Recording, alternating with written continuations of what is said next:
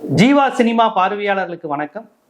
இன்னைக்கு நம்ம பார்க்க போகிறது நடிகர் பார்த்திபனை பற்றி தான். ஏற்கனவே பார்த்திபன் என்னன்னு தெரில, தான் ஒரு தமிழன்னு சொல்கிறத விட தெலுங்குன்னு சொல்கிறதுல தான் அவருக்கு ரொம்ப சந்தோஷம். ஏற்கனவே நான் ஒரு நாயுடு அபயா, நான் ஒரு நாயுடு சமூகத்தை சேர்ந்தவன், நான் ஒரு நாயுடு சாதியை சேர்ந்த பையன் என்று சொல்லிக் கொள்வதில் பெருமைப்படுறேன்னு ஆந்திராவில் போய் பேசினார். கடுமையான எதிர்வினைகள் வந்ததுக்கப்புறம் ஜாதியே வேணாம், நான் ஜாதியற்றவர்னு நான் சர்டிஃபிகேட் வாங்க போகிறேன் அப்படின்னு அடுத்து ஒரு காமெடி பண்ணார். ஜாதியற்றவன்கிறது ஒரு மனநிலை, அதை சர்டிஃபிகேட் பண்ணலாம். நான் கொலையே செய்ய மாட்டேன் அப்படின்னு எனக்கு ஒரு சர்டிஃபிகேட் தாங்கன்னு கேட்க முடியாது. நான் கொலையே செய்யாமல் இருக்கணும். அது மாதிரி சாதி உணர்வு இருக்கா இல்லையாங்கிறது உங்கள் வாழ்வியல், உங்கள் வாழ்க்கை, உங்களுடைய திருமண உறவு, சமூக பழக்க வழக்கம். நீங்கள் சாதிய சிந்தனையில் இல்லாமல் இந்த மக்களை சமத்துவமாக பார்க்கறது, சாதி ஆதிக்கத்தை எதிர்த்து போராடுவது, யார் இவன் வசந்த சாதின்னு சொல்கிறானா, இவன் எப்படி வசந்த சாதியானா, இவன் எப்படி கீழானா அப்படிங்கிற அந்த பாகுபாடை எதிர்த்து கேள்வி கேட்பதும், அதற்காக குரல் கொடுப்பதும், அதற்கான புத்தகங்களை படிப்பதும், எழுதுவதும், சிந்திப்பதும், அதை தனது திரைப்படங்களில் பயன்படுத்தினாதான் நீங்கள் சாதியற்றவர்னு எல்லாரும் சொல்லுவாங்க. சர்டிஃபிகேட்டில் ஜாதியை வாங்கிக்க முடியாது. அப்படி கொடுத்தா தாசில்தார் ஆஃபீஸில் எல்லாரும் பணம் கொடுத்து நான் ஜாதியற்றவன், நான் ஒரு ஊழலற்றவன், நான் ஒரு மதமற்றவன் வாங்கிட்டு போயிடலாம்.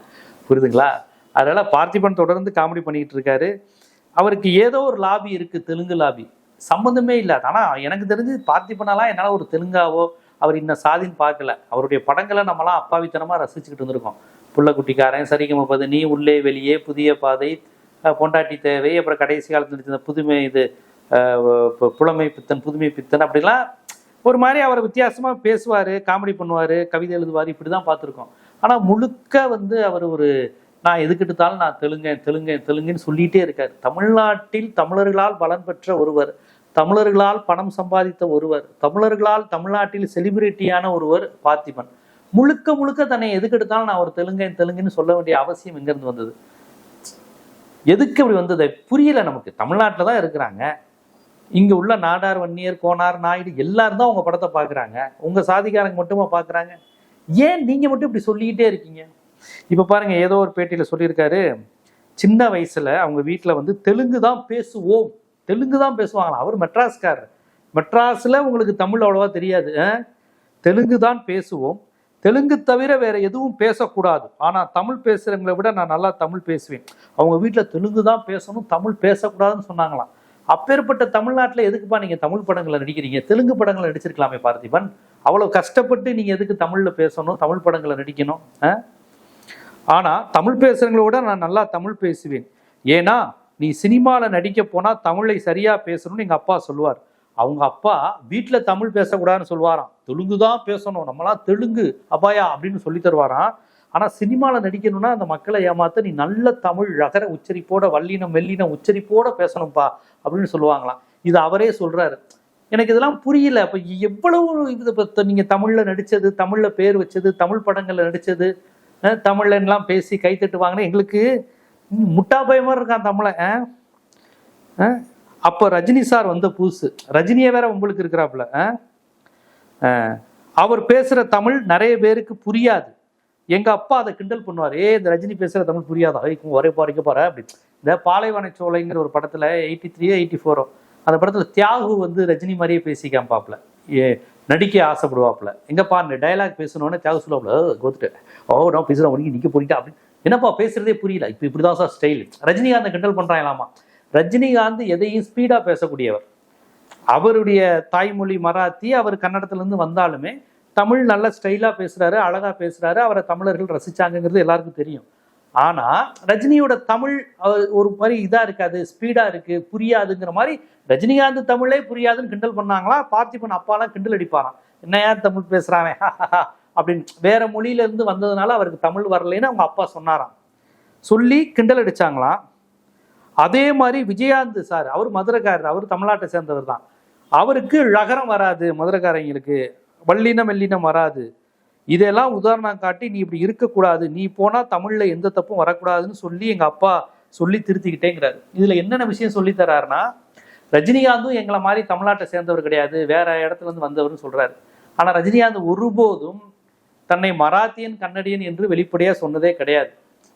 அவர் அந்த அடையாளத்தை பெரும்பாலும் நான் பொதுவாக இந்தியனாக இருந்துக்கிறேன், என்னை வாழ வைத்த தமிழ் மக்களே, என் ஒரு துளி பவனுக்கு, இந்த மாதிரி தான் சொல்லிக்கிறாரு ஒழிய எனக்கு தமிழ் அவ்வளோவா வராது, தமிழ் எனக்கு கஞ்சி வரும், நாங்கள் வீட்டில் கன்னடம் தான் பேசுவோம், மராத்தி தான் பேசுவேன், இப்படி சொன்னதே கிடையாது. நான் தமிழை தவிர இன்னொரு லாங்குவேஜ் பேசுவேன், வீட்டில் நான் தமிழ் பேச மாட்டேன் அப்படின்னா சொன்னது கிடையாது. நான் பொன்னியின் செல்வனை படிச்சிருக்கேன், சிவாஜி தான் என் ரோல் மாடலு, கமல் மாதிரி ஒரு நடிகர் கிடையாது. தமிழ் சூழல், தமிழ் எக்கோ சிஸ்டத்தை புகழ்ந்துகிட்டே இருப்பார். கலைஞராக இருக்கட்டும், எம்ஜிஆரையாக இருக்கட்டும், சக நடிகர்களாக இருக்கட்டும், திருக்குறள் போன்ற விஷயங்களாக இருக்கட்டும், சாலமன் பாப்பையாவை புகழ்வார். ஏன்னா திருக்குறள், பரிமளகர் என்னமோ பேசுகிறாங்கப்பா, அகநானூறு, புறநானூறு, சங்க இலக்கியப்பா, கிரேட், சாலமன் பாப்பையா சாரோட பேசிட்டே இருக்கலாம், என்னமோ தெரியுது. அப்ப ரஜினிகாந்த் தன்னடக்கம் இருந்தது, தமிழ் மொழியையும் தமிழ்நாட்டையும் மதிச்சார்.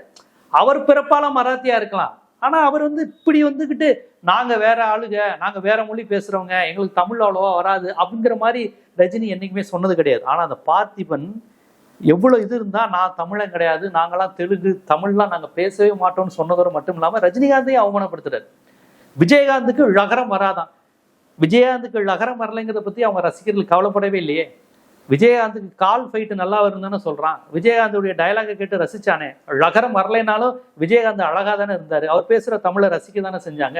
இன்னும் அடுக்கு மொழியிலையும் அழுத்தமாகவும் பேசும்போது, கோபமா பேசும்போது விஜயகாந்துடைய பாணியை எல்லாரும் ரசிக்க தானே செய்யறாங்க. நீங்க எதுக்கு மதுரைக்காரரான விஜயகாந்தை இழிவுபடுத்துறீங்க, சூப்பர் ஸ்டாரான ரஜினிகாந்தை இழிவுபடுத்துறீங்க? ஏதோ ஒரு வன்மம் இருக்குங்க பார்த்திபனுக்கு, ரஜினிகாந்த் மேலேயும் விஜயகாந்த் மேலேயும். அப்புறம் நம்ம தமிழ் மொழி மீது, தமிழர்கள் மீதும் ஏதோ ஒரு வன்மம் இருக்கு.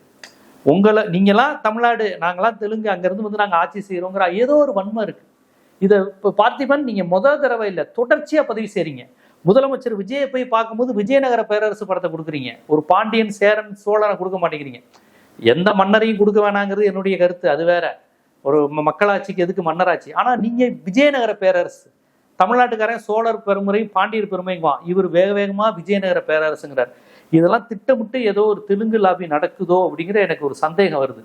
இப்படி வயசான காலத்துல பார்த்திபன் எதுக்கு இப்படி நான் ஒரு தெலுங்க, நான் இந்த சாதியை சேர்ந்தவன் எதுக்கு சொல்லணும்? நான் ஒரு தமிழன் இல்லைன்னு ஏன் இப்ப பார்த்திபன் சொல்லிட்டே இருக்காரு? உங்களை நாங்க ஒதுக்கி வைக்கவே இல்லையே, நீங்களா ஒதுக்கி நாங்களா தெலுங்காக்குன்னு ஏன் சொல்லிக்கிட்டே இருக்கீங்க? ரஜினிகாந்த் ஏன் வம்புக்கு இழுக்கிறீங்க?